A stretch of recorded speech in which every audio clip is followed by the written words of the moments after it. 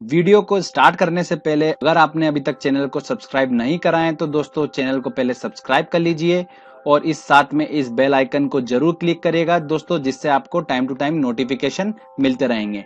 चलिए फ्रेंड्स, अब हम वीडियो स्टार्ट करते हैं। Hello friends, welcome to crazy GK tricks. आज इस वीडियो में हम मध्यकालीन भारत के मुगल काल के बारे में डिस्कस करेंगे। दोस्तों काफी इंपॉर्टेंट है ये। अगर हम मध्यकालीन भारत का सेशन देखते हैं पूरा, तो उसमें मुगल काल जो है वो काफी इंपॉर्टेंट है।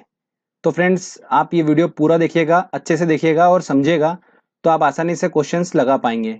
मैंने काफी इंटरेस्टिंग बनाने की कोशिश करी है इस लेक्चर को, तो आई थिंक आपको ये लेक्चर जरूर पसंद आएगा। तो फ्रेंड्स, हम साथ में एक क्वेश्चन आंसर सेट भी लगाएंगे जो कि बहुत ज्यादा इंपॉर्टेंट है। दिल्ली सल्तनत का पार्ट 1 हम ऑलरेडी बना चुके हैं। ये पार्ट 2 है जिसमें हम मुगल काल को डिस्कस करेंगे। ठीक है फ्रेंड्स, एक सीरीज चल रही है। इसके बाद जो लेक्चर आएगा वो आएगा यूरोपियन कंपनी का, जो कि मध्यकालीन भारत का आखिरी लेक्चर होगा। उसके बाद हम आधुनिक भारत स्टार्ट करेंगे। चलिए हम इस लेक्चर को स्टार्ट करते हैं। तो फ्रेंड्स, मुगल काल का जो समय है वो है 1526 से लेकर 1707 तक का। 1526 याद रखिए, जब लोधी वंश का अंतिम शासक इब्राहिम लोधी भारत देश के अंदर जिसने उत्पात मचा के रख दिया था, तब मेवाड़ के शासक राणा सांगा ने बाबर को बुलाया था अफगानिस्तान से, और बाबर ने आकर इब्राहिम लोधी को पानीपत के प्रथम युद्ध में हरा दिया था और मुगल साम्राज्य की स्थापना कर दी थी। तो चलिए अब हम एक एक करके पढ़ते हैं। पहला आता है हमारा बाबर। बाबर का शासनकाल 1526 से लेकर 1530 तक था। भारत आने से पहले बाबर अफगानिस्तान के परतूनिया नामक इलाके का सरदार था। इसके पिता का नाम उमर शेख मिर्जा था और यह शुद्ध तुर्क थे। भारत आने के बाद बाबर ने लगातार 4 युद्ध लड़े थे दोस्तों, जो कि बहुत ज्यादा इंपॉर्टेंट है, ध्यान रखिएगा। पहला युद्ध था 1526 में इसने लड़ा था, पानीपत का प्रथम युद्ध लड़ा था, जिसमें बाबर ने इब्राहिम लोदी को हराया था। उसके बाद 1527 में इसने खानवा का युद्ध लड़ा, जिसमें बाबर ने राणा सांगा को हराया था। उसके बाद 1528 में इसने चंदेरी का युद्ध लड़ा, जिसके अंदर बाबर ने मेदिनी राय को हराया था। और फाइनली 1529 में घाघरा का युद्ध लड़ा, जिसमें बाबर ने अफगानों को हराया था। तो ध्यान रखिएगा दोस्तों, ये बाबर के 4 इंपॉर्टेंट युद्ध थे। इसको याद रखने की ट्रिक मैंने ऑलरेडी बना रखी है, जिसका वीडियो मैंने डिस्क्रिप्शन में दे रखा है, तो आप वहां से उसकी ट्रिक देख सकते हैं। तो ध्यान रखिएगा, ये बाबर ने इंपॉर्टेंट 4 युद्ध लड़े थे जिनसे क्वेश्चंस बनते हैं। खानवा के युद्ध के बाद बाबर को गाजी की उपाधि दी गई थी और इसकी दानवीरता के कारण इसे कलंदर की उपाधि भी दी गई है। तो ध्यान रखिएगा दोस्तों, बाबर की आत्मकथा का नाम क्या था? बाबरनामा था। और 1530 ईस्वी में बीमारी के कारण बाबर की मृत्यु आगरा में हो गई थी और बाद में इसे काबुल ले जाकर दफना दिया गया। इसके बाद अगला शासक जो हुआ वो था हुमायूं। इसका शासनकाल 1530 से लेकर 1556 तक चला। हुमायूं के शासनकाल में ही शेरशाह सूरी, शक और अफगानों ने हमला करा था, जिसको हुमायूं ने फिर से हराकर मुगल शासक बना था। इन सभी को युद्ध में पराजित कर दिया था हुमायूं ने दोबारा। ध्यान रखिएगा दोस्तों, हुमायूं के शासनकाल में ही शेरशाह सूरी ने जीटी रोड का निर्माण कराया था, और यह जीटी रोड कहां से आता है? कलकत्ता से पेशावर जाता है, पाकिस्तान। तो ध्यान रखिएगा दोस्तों, इससे क्वेश्चंस बनते हैं। हुमायूं की जीवनी का नाम क्या था? हुमायूं नामा था। और इसकी रचना किसने करी थी? गुलबदन बेगम ने करी थी। मैंने आपको बुक्स के जो ट्रिक है उसके अंदर, मैंने बुक्स एंड ऑथर की ट्रिक थी उसके अंदर मैंने आपको ये बता रखा है। फ्रेंड्स ध्यान रखिएगा, 1556 ईस्वी में हुमायूं की मृत्यु कैसे हो गई थी? शेर मंडल नामक पुस्तकालय की सीढ़ियों से गिरकर इसकी मृत्यु हो गई थी। इससे क्वेश्चंस बनते हैं, तो आप इसको थोड़ा ध्यान रखिएगा। फ्रेंड्स, हुमायूं के बाद अगला शासक कौन बना था? अकबर। ध्यान रखिएगा दोस्तों, अकबर का शासनकाल जो था वो 1556 से लेकर 1605 था। अकबर का जन्म 1542 में अमरकोट पाकिस्तान में हुआ था। ठीक है, ये इंपॉर्टेंट पॉइंट बता रहा हूं आपको, अंदर डेप्थ में पढ़ने की जरूरत नहीं, क्योंकि क्वेश्चन जिनसे बनते हैं हम उनको पढ़ लेंगे। अकबर ने कम उम्र में ही पानीपत का द्वितीय युद्ध लड़ा था, जिसके अंदर उसने सिकंदर सूरी के सेनापति हेमू को पराजित कर दिया था। तो ध्यान रखिएगा दोस्तों, अकबर का शासनकाल जो है वो हिंदी साहित्य का स्वर्णकाल कहते हैं। ये क्वेश्चन जनरली बनता है, ध्यान रखिएगा। अकबर ने 1582 में दीन ए इलाही धर्म की स्थापना करी थी। कब करी थी? 1582। ध्यान रखिएगा दोस्तों, ये यूपी पीसीएस में क्वेश्चन पूछा गया है 2012 में, तो थोड़ा सा ध्यान रखिएगा। दीन ए इलाही धर्म की स्थापना करी थी। ओके, और इस दीन ए इलाही धर्म को अपनाने वाला पहला व्यक्ति कौन था? अकबर खुद ही था। और पहला हिंदू कौन था? बिरबल था। अकबर के दरबार में 9 रत्न रहते थे। 9 रत्न कौन कौन से मैं आपको बता देता हूं। बिरबल, तानसेन, मुल्ला दो प्याजा, अब्दुल रहीम खाने खान, मानसिंह। मानसिंह जो था इसका एक सेनापति था, ध्यान रखिएगा। राजा टोडरमल, फेजी, अबुल फजल इत्यादि लोग शामिल थे। इसमें बिरबल जो था, जिसका बचपन का नाम क्या था? महेश दास था, ये अकबर का एक प्रसिद्ध सलाहकार था। तानसेन एक प्रसिद्ध संगीतज्ञ था, जिसने मियाँ का मल्लार, मियाँ की टोडी, कंठाभरण और वाणी विलास की रचना करी थी।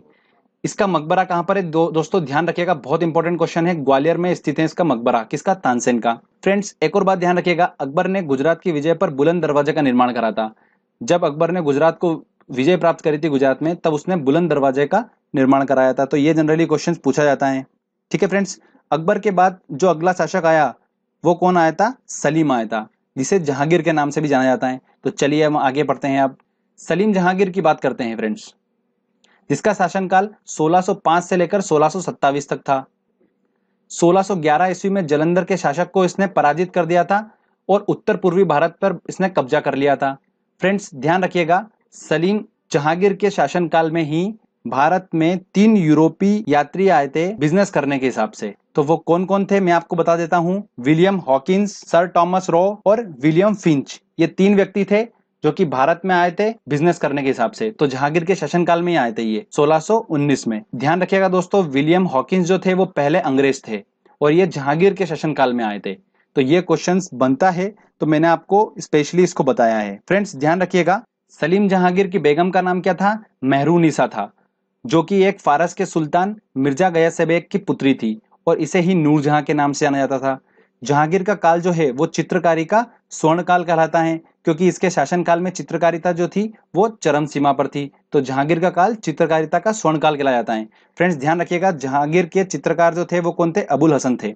तो फ्रेंड्स ये क्वेश्चंस बनता है, तो आप थोड़ा सा ध्यान रखिएगा। फ्रेंड्स एक बात और बता देता हूं मैं आपको इंपॉर्टेंट, कि मुगल काल जो था इसमें जो मुख्य भाषा थी इसकी पूरी, वो कौन सी थी? फारसी भाषा थी। तो ये जनरली क्वेश्चन बनता है, तो ध्यान रखिएगा, मुगल काल की भाषा कौन सी थी? फारसी थी। चलिए आगे हम बात करते हैं। सलीम जहांगीर के बाद जो अगला शासक आया वो कौन आया था दोस्तों? खुर्रम आया था। खुर्रम जो कि शाहजहां के नाम से जाना जाता था। तो चलो फ्रेंड्स, शाहजहां को जो शासन काल था वो था 1627 से लेकर 1657 तक। ठीक है फ्रेंड्स, शाहजहां ने कुछ चीजों का निर्माण करा था, जैसे दिल्ली का लाल किला, दिल्ली का जामा मस्जिद, मयूर सिंहासन और आगरा का ताजमहल का निर्माण किसने कराया था? शाहजहां ने कराया था। मयूर सिंहासन जो दोस्तों ध्यान रखिएगा, एक इंपॉर्टेंट बात, इसका जो मुख्य कलाकार था उसका नाम था बादल खां, और आगरा के ताजमहल का जो मुख्य कलाकार था उसका नाम था अहमद लाहौरी। ये क्वेश्चंस बना है दोस्तों, अभी लेटेस्ट क्वेश्चन चल रहे हैं ये, तो आप थोड़ा ध्यान रखिएगा।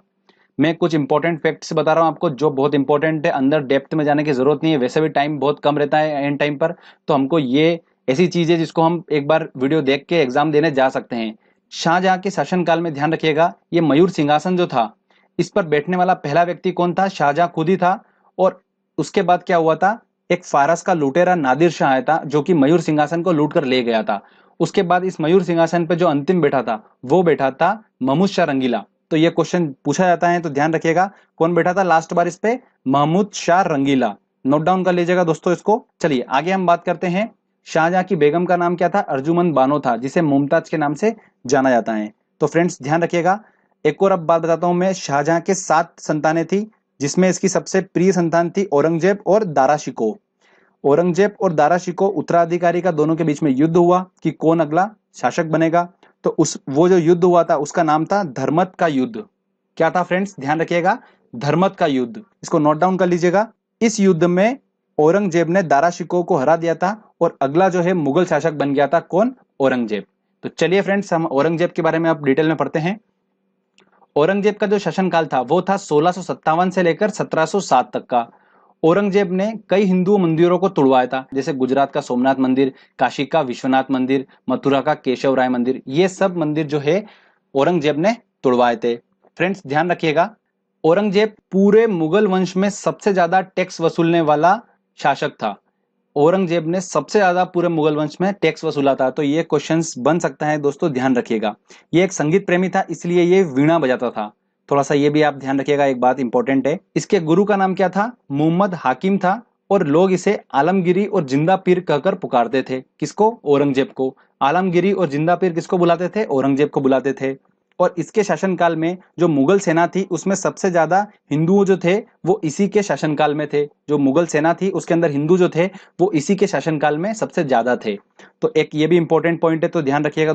फ्रेंड्स औरंगजेब के बाद बहादुर शाह आया, फिर जहादर शाह आया, फिर फर्रुखशियर, मोहम्मद शाह रंगीला, आलमगिरी, अकबर द्वितीय, शाह आलम, बहादुर शाह द्वितीय, ये अगले मुगल शासक हुए थे। तो हमको इतने नाम याद रखने की जरूरत नहीं है, बस ये ध्यान रख लीजिएगा कि सबसे अंतिम शासक कौन हुआ था मुगल साम्राज्य का? बहादुर शाह द्वितीय। कौन हुआ था फ्रेंड्स? बहादुर शाह द्वितीय। ध्यान रखिएगा दोस्तों, बी टू से ध्यान रखना, बहादुर शाह द्वितीय। ठीक है फ्रेंड्स, तो यहां पर आकर हमारा जो है औरंगजेब का शासन काल के यहां पर आके हमारा मुगल जो है ये खत्म होता है। जो मैंने आपको पॉइंट्स बताए हैं ये बहुत ज्यादा इंपॉर्टेंट है, आपको ज्यादा डेप्थ में जाने की जरूरत नहीं है, जितना अंदर घुसोगे उतना ज्यादा कंफ्यूजन होगा, याद करना डिफिकल्ट होता है। तो फ्रेंड्स, जितना मैंने आपको पॉइंट बताए हैं आप उनको अच्छे से प्रैक्टिस कर लीजिए, याद कर लीजिए, 4-5 बार वीडियो को अच्छे से देख लीजिए, समझ लीजिए, स्टोरी बना लीजिए, आपको आसानी से याद रह जाएगा। मैंने आपको अच्छे से एक्सप्लेन करने की कोशिश करी है मेरी तरफ से। चलिए फ्रेंड्स, अब हम टेस्ट लगाते हैं और देखते हैं कि जो हमने अभी तक एक बार अच्छे से पढ़ा है इसको, उसके बाद हम कितने क्वेश्चंस बना पा रहे हैं और कौन कौन से क्वेश्चंस इस टॉपिक के बहुत इंपॉर्टेंट है, तो हम वो कवर कर लेते हैं। तो फ्रेंड्स चलिए दोस्तों, हमारा पहला क्वेश्चन है, भारत में जीटी रोड बनाई थी, किसने बनाई थी? शेरशाह सूरी ने बनाई थी। मैंने आपको बताया था हुमायूं के टाइम पर, जब हुमायूं का शासनकाल हम पढ़ रहे थे तब शेरशाह सूरी ने जीटी रोड का निर्माण कराया था। कलकत्ता से लेकर पेशावर पाकिस्तान तक इसने बनाया था। तो ध्यान रखिएगा फ्रेंड्स, पूछा जाता है, बहुत इंपॉर्टेंट क्वेश्चन है। सेकंड क्वेश्चन है, गुजरात विजय पर अकबर ने बनाया था, तो बुलंद दरवाजा बनाया था, हमने पढ़ा था, तो आंसर लगेगा इसका बी। पानीपत की द्वितीय लड़ाई किसके बीच में हुई थी? तो दूसरी लड़ाई किसके बीच में हुई थी? अकबर और हेमू के बीच में हुई थी 1556 में, हमने पढ़ा था। तो ध्यान रखिएगा, पानीपत की दूसरी लड़ाई किसके बीच में हुई थी? अकबर और हेमू के बीच में। तो आंसर लगेगा इसका ए। चलिए आगे और अगले क्वेश्चन लेते हैं। अगला क्वेश्चन है दोस्तों हमारा, संगीतज्ञ तानसेन किसके दरबार में रहते थे? तो मैंने आपको बताया तानसेन अकबर के 9 रत्न थे, तो उसमें एक तानसेन भी थे, तो तानसेन अकबर के दरबार में रहते थे। तो आंसर इसका लगेगा बी। मुगल काल की भाषा कौन सी थी? देखिए बहुत इंपॉर्टेंट क्वेश्चन है, ध्यान रखिएगा। मुगल काल की भाषा जो थी वो कौन सी थी? फारसी, मैंने आपको बताया था। तो आंसर लगेगा डी। किस युद्ध के बाद भारत में मुगल की नींव पड़ी थी? तो बिल्कुल हमको सबको पता है कि लोधी वंश का अंतिम शासक इब्राहिम लोधी को पराजित करा था बाबर ने पानीपत के प्रथम युद्ध में। तो आंसर लगेगा इसका बी। चलिए आगे और इंपॉर्टेंट क्वेश्चन लेते हैं हम। निम्न में से किसने अकबर की जीवन गाथा लिखी थी? फ्रेंड्स, जब बुक्स एंड ऑथर का जो मैंने ट्रिक डाली है उसके अंदर लिख रखा है मैंने कि अकबर अकबरी, सबका बदला लेगा रहा तेरा फैजल, याद आया आपको? तो वो ट्रिक थी, तो अबुल फजल ने लिखी थी। ठीक है ना फ्रेंड्स, हमने इसको ट्रिक से याद कर रखा है, तो आंसर हमारा लगा ए। निम्न में से कौन अंतिम मुगल सम्राट थे? तो कौन अंतिम मुगल सम्राट थे? मैंने आपको बताया था, बहादुर शाह द्वितीय। क्या है? बहादुर शाह द्वितीय जो थे वो मुगल के लास्ट जो थे वो मुगल शासक थे। तो आंसर लगेगा इसका सी। बी2 से आप याद रख सकते हैं। अकबर का युवावस्था में संरक्षक था, कौन था? बैरम खां था। फ्रेंड्स ध्यान रखिएगा, ये मैंने पॉइंट आपको बताया नहीं है उसके लेक्चर में, बट अकबर जो था वो शासनकाल उसको छोटे समय में, जब छोटी उम्र का था तभी मिल गया था। तो स्टार्टिंग में जो उसका संरक्षक था वो कौन था? बैरम खां था।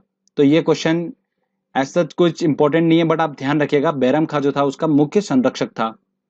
चलिए फ्रेंड्स आगे और हम लेते हैं इंपॉर्टेंट क्वेश्चन। जीटी रोड जोड़ती हैं, जीटी रोड किस किस को जोड़ती हैं? कोलकाता मुंबई, कोलकाता अमृतसर, दिल्ली चेन्नई, लुधियाना तिरुपति। तो हमें पता है कि कोलकाता से लेकर पंजाब से होते हुए पाकिस्तान पेशावर तक जाती हैं वो, तो पंजाब में अमृतसर पड़ता है कोलकाता से, तो इसका आंसर लगेगा बी। पानीपत की पहली लड़ाई में बाबर ने कौन पराजित हुआ था? बाबर से कौन पराजित हुआ था? तो पानीपत के प्रथम युद्ध में हमें पता है कि इब्राहिम लोधी को हराया था, लोधी वंश के अंतिम शासक को बाबर ने। तो आंसर लगेगा बी। किस मुगल शासक को आलमगीर कहा जाता है? देखिए मैंने आपको बताया था, आलमगिरी और जिंदा पीर किसे कहा जाता है? औरंगजेब को कहा जाता है। तो आंसर लगेगा इसका बी। आगे और इंपॉर्टेंट क्वेश्चन लेते हैं हम। दिल्ली के लाल किले का निर्माण किसने कराया था? तो फ्रेंड्स मैंने आपको बताया था, शाहजहां ने दिल्ली के लाल किला, जामा मस्जिद, ताजमहल, मयूर सिंहासन का निर्माण किसने कराया था? शाहजहां ने कराया था। तो आंसर लगेगा इसका डी। मयूर सिंहासन पर बैठने वाला अंतिम व्यक्ति कौन था? देखो पहला व्यक्ति तो शाहजहां खुद ही था, और अंतिम कौन था? मोहम्मद शाह रंगीला था। तो आंसर लगेगा इसका बी। किस मुगल बादशाह को जिंदा पीर कहते हैं? देखिए फिर आ गया है क्वेश्चन, तो आंसर इसका लगेगा बी। औरंगजेब इसका आंसर है सही। अगला क्वेश्चन है दोस्तों हमारा, तानसेन का मकबरा स्थित है। तो फ्रेंड्स जब हम अकबर का शासन पढ़ रहे थे तब मैंने आपको बताया, तानसेन के बारे में बताया था कि तानसेन ने मियाँ का मल्लार, मियाँ की टोडी, कंठाभरण, वाणी विलास की रचना करी थी, और इसका मकबरा कहाँ पर है? ग्वालियर में है। तो आंसर लगेगा इसका बी। अगला क्वेश्चन आता है हमारा, दिल्ली की प्रसिद्ध जामा मस्जिद का निर्माण काम किसने कराया था? तो लाल किला, जामा मस्जिद हमने पढ़ रखा है, शाहजहां ने कराया था। तो आंसर लगेगा बी। अब्दुल अहमद लाहौरी के संदर्भ में कौन सा सही है? अब्दुल अहमद लाहौरी, देखिए फ्रेंड्स ध्यान दीजिएगा, नाम में अब्दुल अहमद लाहौरी आ रहा है, मतलब हमने स्पेशल नाम पढ़े थे कलाकार के बारे में, मुख्य कलाकार के बारे में। दो थे, एक बादल खां था और एक कौन कौन था? अहमद लाहौरी था। अहमद लाहौरी ने क्या करा था? शाहजहां के शासनकाल में ताजमहल का मुख्य कलाकार कौन था? अहमद लाहौरी था। तो इसका आंसर होगा बी वाला, शाहजहां के शासनकाल में एक इतिहासकार था। ठीक है फ्रेंड्स, तो ये यूपीपीएससी में क्वेश्चन पूछा गया था 2006 में, रिपीट हो सकता है, इंपॉर्टेंट क्वेश्चन है, ध्यान रखिएगा। चलिए आगे और इंपॉर्टेंट क्वेश्चन लेते हैं। धर्मत का युद्ध किसके बीच हुआ था? देखिए फ्रेंड्स, मैंने आपको बताया था धर्मत का युद्ध जो हुआ था वो औरंगजेब और दारा शिकोह के बीच में हुआ था और फाइनली औरंगजेब जीत गया था इसके अंदर। तो धर्मत का युद्ध किसके बीच में हुआ था? औरंगजेब और दारा शिकोह। औरंगजेब कौन सा वाद्य यंत्र बजाते थे? तो वीणा बजाते थे। बाबर ने चंदेरी का युद्ध लड़ा था। अच्छा फ्रेंड्स, अगर आपने वो ट्रिक देख ली होगी तो आप आसानी से लगा सकते हैं कि बाबर ने चंदेरी का युद्ध किसके लड़ा था? मेदिनी राय के साथ में लड़ा था। तो इससे ट्रिक से हम उसको आसानी से सॉल्व कर सकते हैं। तो इस तरीके से आप इस लेक्चर को अच्छे से पढ़िए, समझिए। हिस्ट्री को ऐसे ऐसा कोई ट्रिक से याद नहीं कर सकते हैं, हमको क्या होगा, पढ़ना पड़ेगा, इसको अच्छे से समझना पड़ेगा, स्टोरी वाइज दिमाग में बिठाना पड़ेगा, डेली इसका रिवीजन करना पड़ेगा कुछ समय तक, तब जाके हम हिस्ट्री को अच्छे से याद कर सकते हैं। तो फ्रेंड्स, आप मेहनत करिए, इस लेक्चर को समझिए, इससे पहले वाला लेक्चर भी है पढ़ते रहिए, वीडियो को आप ऑफलाइन सेव कर लीजिए, उसको बार बार रिवीजन करते रहिए। हिस्ट्री ऐसा टॉपिक है, भूल जाते हैं हम, बट आप इसको अगर इंटरेस्ट से पढ़ेंगे, जो मैंने अपनी तरफ से एफर्ट लगाया उसको आप अच्छे से पढ़ने की कोशिश करिए, देखिए, आप उसको डायग्रामेटिकली समझिए चीज़ों को, तो आपको आसानी से समझ में आ जाएगा। फ्रेंड्स, अगर आपको ये वीडियो अच्छा लगा है तो जल्दी से वीडियो को लाइक करिए, दोस्तों के साथ शेयर करिए और इस चैनल को जरूर सब्सक्राइब कर दीजिएगा, जिससे दोस्तों मैं आगे अच्छे अच्छे वीडियो आपके लिए लेकर आता रहूंगा। तब तक के लिए फ्रेंड्स, गुड बाय।